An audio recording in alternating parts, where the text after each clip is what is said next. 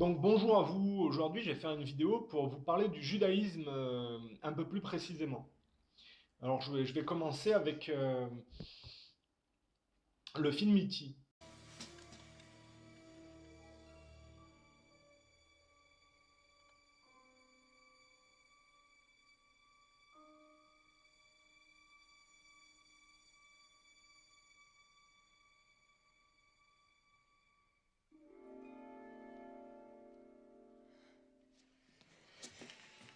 Puisque vous savez que j'ai amorcé quelques vidéos pour parler du cinéma sioniste.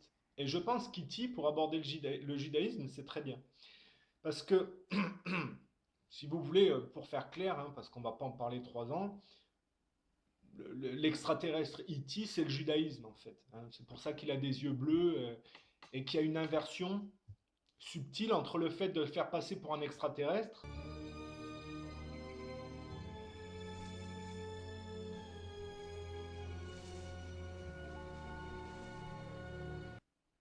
alors que les juifs sont le peuple matérialiste par excellence.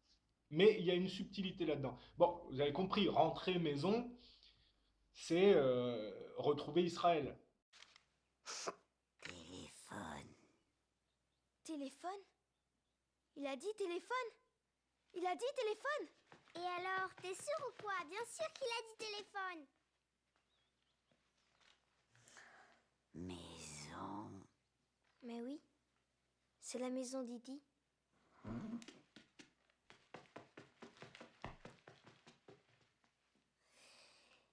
E.T. Maison téléphone. E.T. téléphone à sa maison. E.T. téléphone à sa maison? E.T. téléphone à sa maison? Il veut téléphoner chez lui.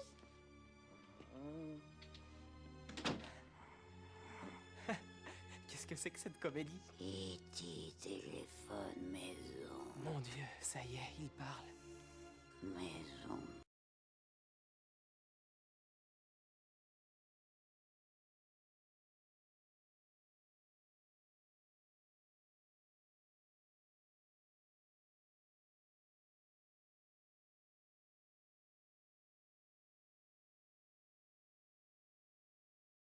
Hein, et il se sert pour ça d'Eliot, c'est-à-dire Eliot, dans l'inconscient collectif anglo-saxon, c'est le côté chétif anglais, colonialiste, qui...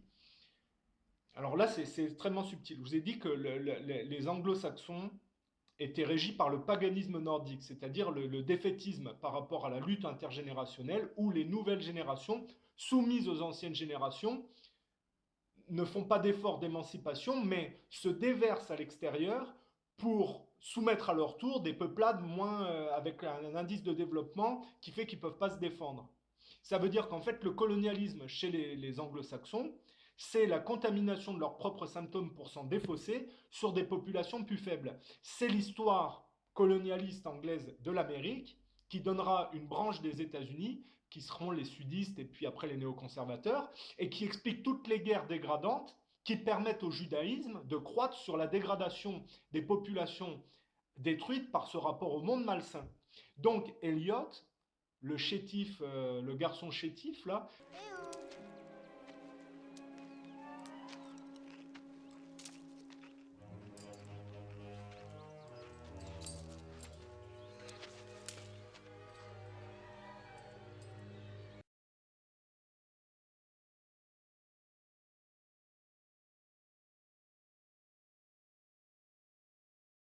c'est l'aspect divirilisé du colonialisme à la source anglaise qui permet au judaïsme, par le fait que ces gens-là se répandent dans le monde entier, se répandent dans le monde entier pour dégrader les nations non soumises au même défaitisme matérialiste, et que tout ça, ça permet au judaïsme de croître. C'est toute l'explication d'E.T., rentrer maison, Eliot. Hein. Je vais le redire. Eliot, c'est le petit jeune chétif anglo-saxon qui correspond au colonialisme anglais, dont la base est le défaussement d'une soumission aux élites opérée par la violence sur des nations ou des populations dont l'indice de développement ne leur permet pas de se défendre. C'est donc la contamination de la soumission matérialiste mondiale qui, par des guerres avec des accusations inversées, en dégradant les branches humaines, permettent au judaïsme de croître.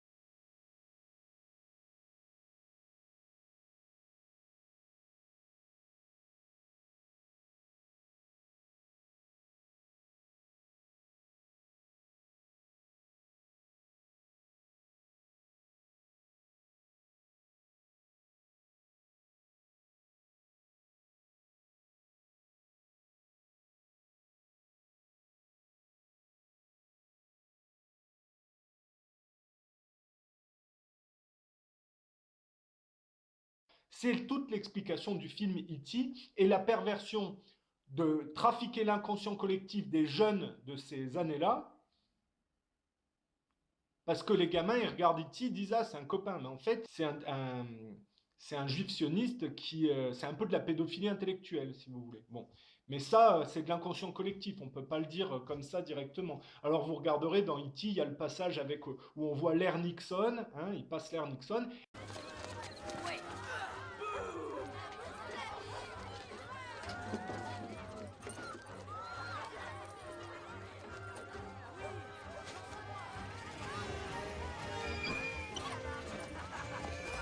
Vas-y, plein dans le mille. Allez les mecs, vous voulez goûter d'autres œufs?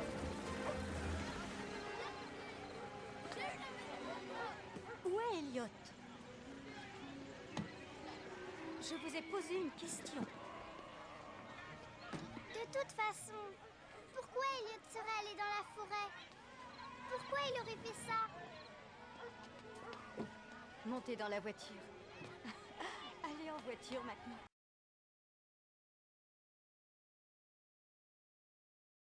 Et puis avec Carter, qui est le scientifique, en fait, il représente Carter, où Carter n'était pas tout à fait prosémite, hein, par rapport à d'autres, hein, comme Nixon qui s'est fait avoir, et donc qui était un danger pour l'expansion d'Israël. Nous sommes trop nombreux à vénérer la consommation et l'autosatisfaction. L'identité humaine n'est plus définie par ce que l'on fait, mais par ce que l'on possède. Ceci n'est pas un message de bonheur ou de réconfort, mais c'est la vérité. Et c'est un avertissement.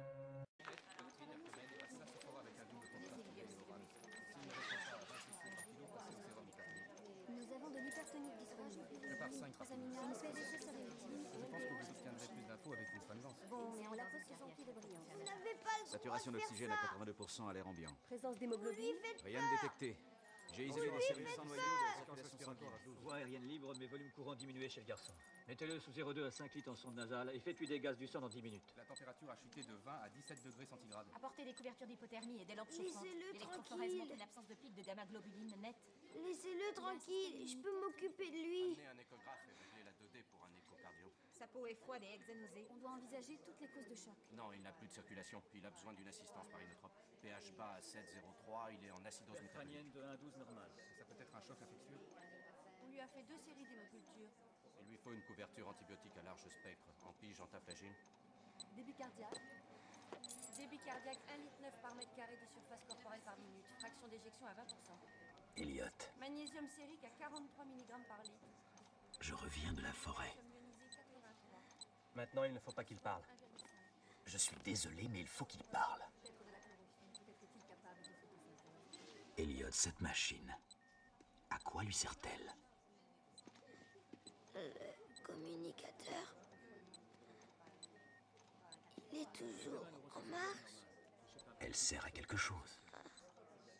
À quoi? Crânienne de 1 à 12 sont normales. Les réflexions du Faut nœud sont pas que je le dise. Examen neurosensoriel Il normal. m'a fait confiance. Sanguineux positif. C'est moi qui l'ai venu voir. Elliot, il est venu me voir aussi. Ce qui vient d'arriver, je l'attends depuis l'âge de 10 ans. Je ne veux pas qu'il meure.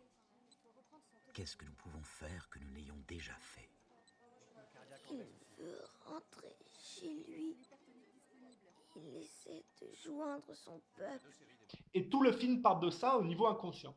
Et donc ça, c'est pour aborder le judaïsme, il fallait comprendre l'inconscient collectif et la manière dont le judaïsme tire parti de la bêtise des anglo-saxons et notamment du colonialisme anglais.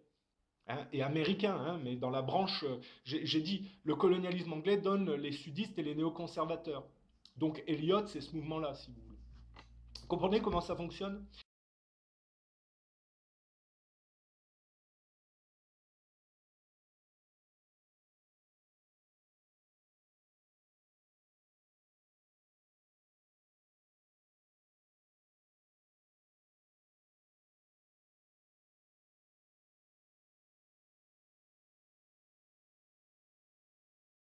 Et alors avec la lune, hein, qui est le symbole du matérialisme. Là, je vais faire quelque chose qui serait compliqué pour vous à comprendre, mais ma foi, hein, je suis pas là pour cacher quoi que ce soit, donc on va aller directement dans les choses. J'ai expliqué que tout ce que faisait l'homme à l'extérieur n'était que le fruit de la transposition d'un conflit intérieur. C'est-à-dire que l'homme se sert de l'extérieur pour médier un conflit intérieur qui est en général intergénérationnel et qui a trait au viol symbolique ou réel du père et de la mère sur l'enfant qui arrive au milieu des anciennes générations. Alors pourquoi je vous dis ça? Parce que pour comprendre la symbolique de la lune dans E.T., puisque à chaque coup on voit le vélo devant la lune avec Elliot qui permet à E.T. de rentrer chez lui progressivement, hein, on a compris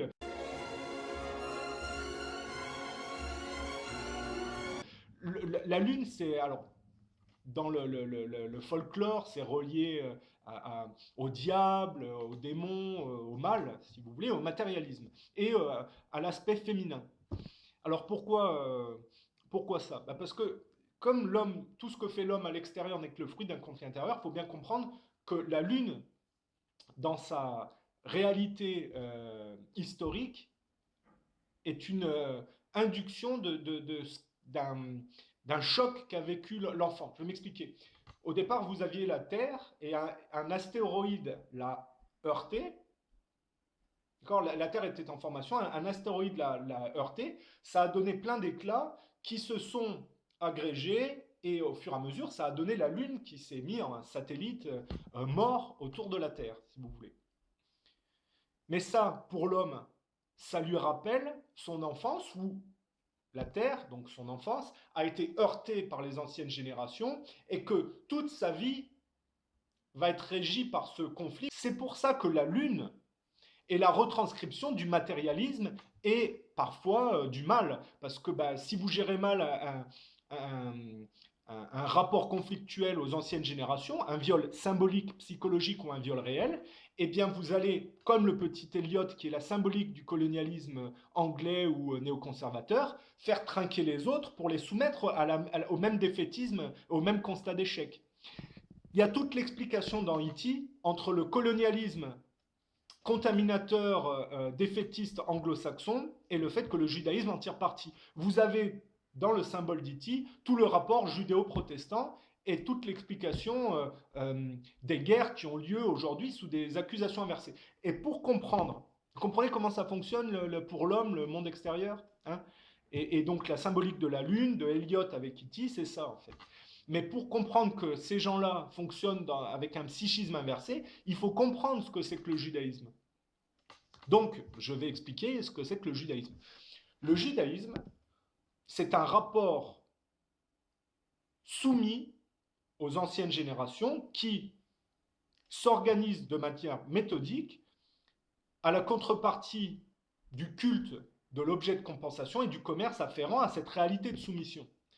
C'est pour ça que quand le Christ arrive, il chasse les marchands du temple, c'est-à-dire l'hypocrisie des gens qui ont un monde superficiel et faux, non émancipé, qui se complaît dans le culte du commerce afférent à la soumission aux anciennes générations. Le Christ arrive et explique qu'il faut faire en sorte, sans passer par la violence, de s'extraire de l'archaïsme des anciennes générations pour retrouver sa personnalité propre. C'est le chemin de croix où tout le monde se défausse sur le Christ et la sagesse qui lui permet de prendre de la hauteur et de pardonner aux gens d'être enfermés dans cet archaïsme, c'est la résurrection qui lui permet de retrouver son aspect divin. C'est-à-dire qu'il pardonne finalement au père et à la mère d'être en constat d'échec et de se défausser sur leurs gamins parce qu'ils n'y arrivent pas.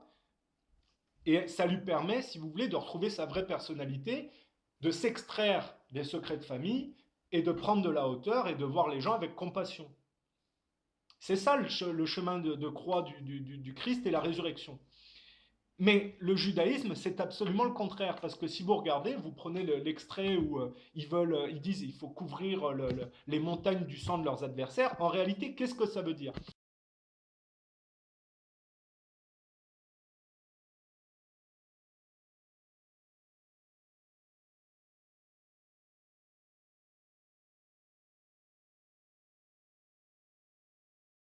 Ça veut dire que le judaïsme, en fait, ils n'ont pas de chance, les Juifs, parce qu'il y a la circoncision. Ça veut dire que dès qu'ils sont jeunes, par la prédation rabbinique et le fait d'exposer le gland du sexe de manière irrémédiable à l'exacerbation du monde matériel, finalement, puisque, si vous voulez, la peau qui recouvre le gland, ça permet de ne pas avoir le sexe constamment exposé au monde extérieur. Mais par la prédation rabbinique, les Juifs sont enfermés dans l'exacerbation du monde matériel parce que ce qui est opéré sur le physique se retranscrit sur le psychisme. Et donc, dès qu'ils sont petits, alors vous allez me dire, oui, mais il y a une différence, les Arabes aussi, certains sont circoncis. Tout le monde n'a pas le même rapport émancipatif. Les Arabes ont un rapport émancipé un peu plus émancipé, même si ça a la même conséquence. La circoncision a une mauvaise conséquence. Moi, je dis la circoncision, il faudrait l'abolir parce que c'est très mauvais pour le psychisme. Mais je mets toujours de toute façon le rapport entre l'excision et la circoncision. Ce sont des rites archaïques qui ne devraient plus exister de nos jours. Mais bon, après, on peut toujours en parler. Mais j'ai dit donc, moi j'explique. Alors vous allez me dire, oui, mais alors tu dis que les Juifs sont enfermés et soumis aux anciennes générations par la prédation rabbinique notamment et par le rite de la circoncision qui les enferme psychiquement déjà dans une soumission complète. Et le fait qu'ils veulent se venger avec en mettant le sang de leurs ennemis sur des montagnes, c'est pas le sang de leurs parents, c'est-à-dire on pourrait avoir de la colère ou avec le meurtre du père. Non, c'est ceux qui ne sont pas soumis comme eux au père et à la mère, et comme ils n'ont pas le courage, ils utilisent le mensonge pour les faire tomber en les faisant s'affronter entre eux. C'est très compliqué à comprendre le psychisme juif dans la contrepartie sioniste, c'est-à-dire tous les juifs ne détestent pas les goïs. Hein. Je parle de ceux qui détestent les goïs pour ne pas être aussi soumis qu'eux aux anciennes générations.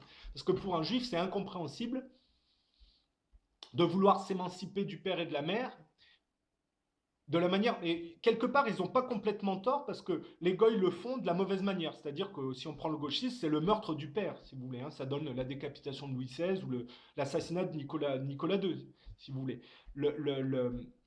C'est pas comme ça qu'on s'émancipe, on s'émancipe par la droiture ou alors on ne se rebelle pas, si vous voulez.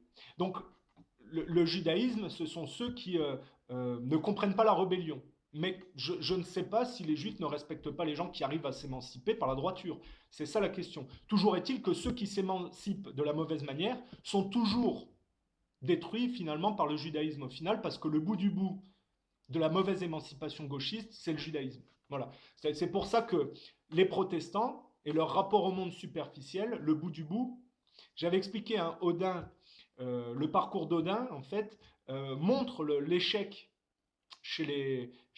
parce que le paganisme nordique et le parcours d'Odin, c'est ce qui va donner le truchement du catholicisme par le protestantisme. C'est ça qui est sous-jacent chez les protestants, c'est pas du vrai christianisme.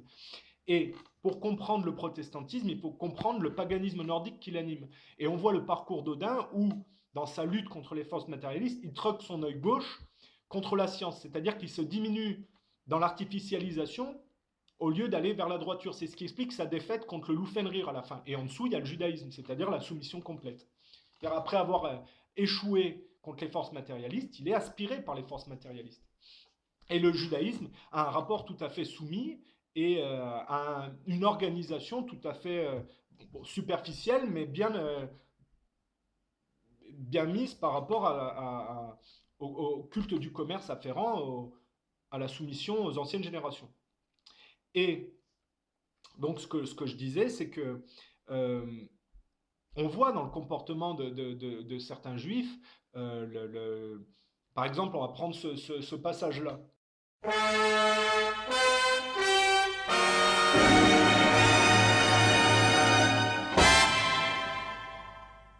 שלום, הגעתי מתוכנית ההיסטוריה של טופי והגורילה. ובה נדבר על מאורעות מרכזיים בקורות העם היהודי, מאז ועד היום. היום נלמד על צליבת ישו. שמעת על ישו? הוא נשמע אדם נחמד. לא. ישו היה אויב העם היהודי. הוא ניסה להפוך את כולנו לנוצרים. אף שישנם נוצרים טובים, ההתבוללות היא סכנה נוראית, המאיימת על שלום העם היהודי. אני רוצה להתבולל. אתה יודע בכלל מה זה להתבולל? זה לקיים יחסי מין עם גויה. זה לא דבר שלא אני ולא אתה רוצים כמובן. אני רוצה שהילדים שלי יאכלו טבלרון ויהיו גויים. משעמם לי כאן, טופי. אני רוצה לגור בשוויץ עם גויה ולאכול טבלרון כל היום. טוב, שוקי. אם אתה כל כך אוהב את ישו, אז אתה תשחק את ישו.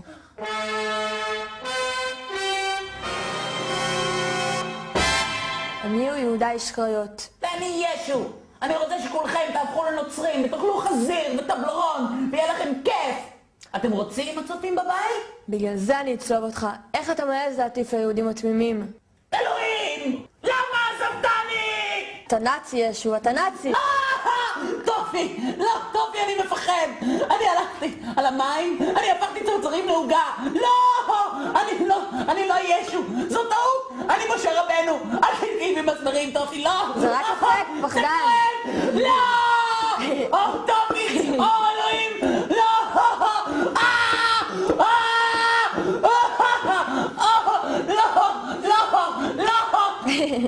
אוי,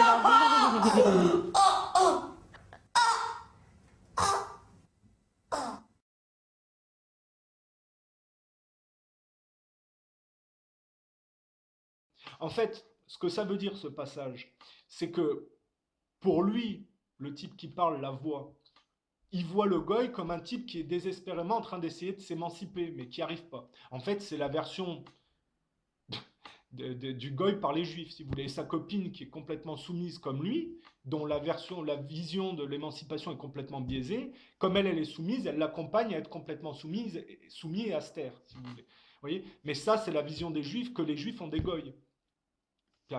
Et alors, les gens qui ne sont pas à l'aise avec ça peuvent réagir par la violence, en se disant « Ah, les juifs, c'est tous des salauds » ou quoi qu'est-ce. Non, c'est des gens qui sont bloqués et qui perdent leur temps à détester ceux qui ne sont pas autant bloqués. Ça prête pas à la colère, je veux dire, ou à la vengeance. Il n'y a que les gens qui ont un rapport ambigu à ça qui n'arrivent pas à s'en extraire.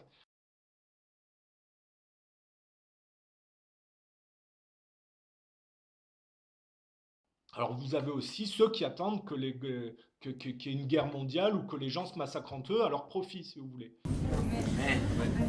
Donc d'après la Gemara, une guerre doit éclater. Aujourd'hui, si on regarde les tensions géopolitiques, si on regarde la situation économique qui est au bord du crash, il y a tout, même les goïms, les grands analystes qu'on ne médiatise pas, mais je suis au courant par des gens qui m'ont mis au courant, qui ont déjà prononcé, il y a actuellement toutes les recettes pour une troisième guerre mondiale. Le Chafetz Chaim, qui est le plus grand rabbin du siècle dernier, et c'est en 1933. Il a dit après la Première Guerre mondiale, il y a eu une Première Guerre mondiale effroyable. Mais sachez, a-t-il dit, il y aura bientôt une deuxième guerre, par rapport à laquelle la première ne sera qu'un petit jeu d'enfant. Et après la deuxième, il y aura encore une troisième guerre mondiale, par rapport à laquelle la deuxième ne sera qu'un jeu d'enfant. Les deux rabbinim qui ont entendu ça de la bouche de Chafetz Chaim et qui ont répété, ont dit, à notre avis, il s'agit d'une guerre spirituelle, entre le mal et le bien. Et effectivement, il y a une guerre terrible aujourd'hui. Une guerre terrible, on voit à quel point il faut se battre pour que nos enfants restent dans la Torah, que pour chaque mitzvah, à quel point les serrins, ils se déchaînent. Mais, si on prend le sens simple, le pshat, si Chafetz Chaim a dit deux guerres, c'est des guerres physiques, il y a lieu de croire que la troisième aussi sera une guerre physique. Donc je ne suis pas prophète, je ne sais pas ce qui va se passer, mais si cette année est la bonne, et on espère que c'est la bonne, normalement il y a une guerre qui se prépare. J'espère qu'elle va éclater 2 heures avant la fin de l'année, parce qu'on n'a pas envie de tenir le coup 2 mois dans les abris. Mais tout est prêt pour qu'il y ait une guerre qui se prépare. Et on doit être prêt pour cela et faire tchouva. Alors ça c'est triste, on ne peut avoir que de la peine pour les gens qui, bloqués dans leur matérialisme, attendent que le monde soit détruit pour avoir une chance de prendre un peu le... C'est des gens qui veulent le pouvoir. Moi, je comprends pas. Un juif qui n'est pas émancipé, à la limite, il vit sa vie. Qu'est-ce qu'il en a à foutre que les goïs se massacrent entre eux au profit du judaïsme? Comme si le monde goï empêchait les juifs de vivre. C'est ridicule. Vous voyez ce que je veux dire?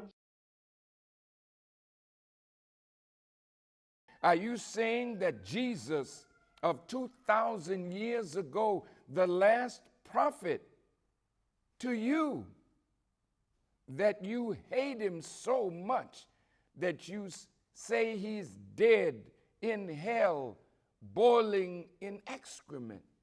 This is written in the Talmud. Is this what you wish to follow? Oui, alors cette colère anti-goy, finalement, se manifeste par ce qu'on voit dans le Talmud, où il est écrit que le Christ est condamné à bouillir éternellement dans une marmite d'excréments. En réalité, qu'est-ce que ça veut dire ce passage? Eh bien, de la même manière que dans le passage d'Ézéchiel, on voit toute la haine pour tout ce qui n'est pas aussi soumis qu'eux, la retranscription, c'est que la colère stérile des Juifs anti-gens matérialistes les condamne à bouillir dans leur propre merde, si vous voulez. Donc, le passage du Talmud qui parle du Christ est une accusation inversée parce qu'on est affaire à des gens qui sont coincés dans un matérialisme, en train de faire un caca nerveux contre tous ceux qui ne le sont pas aussi soumis qu'eux, si vous voulez. C'est une accusation inversée de leurs propres conditions, puisque leur colère les condamne à un enfermement matérialiste éternel. Le seul moyen pour eux de sortir de ça, c'est d'arrêter d'être en haine permanente à tout ce qui n'est pas aussi enfermé qu'eux. Et cette colère, elle s'explique parce que la circoncision les enferme dès le départ, si vous voulez. Donc c'est vrai qu'ils ont beaucoup moins de chance dès le départ par rapport aux autres. Et ça peut entraîner une haine incroyable. Et puis, non, mais ça, il faut le comprendre, il faut en parler aussi, parce que finalement, quand on comprend de quoi ça parle, il n'y a pas de haine ou de colère à avoir, c'est juste de la peine pour des gens qui font un caca nerveux pour leurs conditions, certes qui n'est pas enviable, mais dont ils ne font pas d'efforts pour se sortir, si vous voulez. À partir du moment où vous arrêtez d'avoir de la haine sous prétexte que vous êtes bloqué, et que vous faites l'effort de vous en sortir, vous ne détestez pas tous ceux qui ne sont pas aussi soumis que vous. Et ça, c'est le problème du judaïsme. Du judaïsme dans sa version haineuse et colérique. Hein, voilà. J'espère que c'est clair comme ça.